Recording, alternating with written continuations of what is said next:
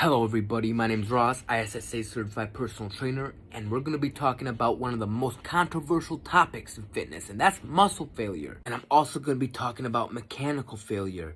Here's a quick definition of both of them. Muscle failure is when a muscle or group of muscles can no longer produce the adequate amount of force to contract concentrically. Meaning, if you're on the bench press and your shoulders, your chest, your lats, your biceps, and triceps can no longer push that weight up, that's muscle failure. Mechanical failure. You may be asking, what is mechanical failure? Well, mechanical failure is when you can no longer perform an exercise to the full range of motion safely. Since we're done with the terminology, let's get in the nitty-gritty, the stuff you've all been waiting for. The biggest reason I go from 1 to 2 reps from failure, if not complete muscle failure, 2 reasons. 1, next week when I go and hit that weight, it's going to be easier. And 2, the gym's all about pushing yourself. And if you're applying progressive overload and you're trying to get your bench up, if you're trying to get your curl up, and you sell yourself short on your reps, the progressive overload will take longer. Meaning, you won't go up in weight as fast. You got to be making sure if you take every single set to failure that your range of motion stays full and your form stays proper. Because if either one of those are off, you've hit mechanical failure, and you don't want to do that. Here's one example of when you shouldn't go to failure. If your goal is hypertrophy, which is 6 to 12 reps, and you can't do one more rep with good form, don't do it. Just rest and get ready for the next set.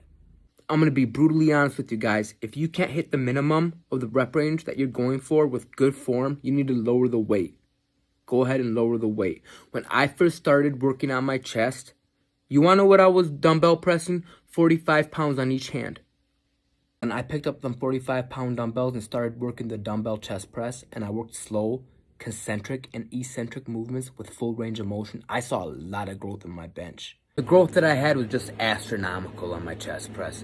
I went from 90 pounds up to over 200 pounds in about 2 months. 2 months.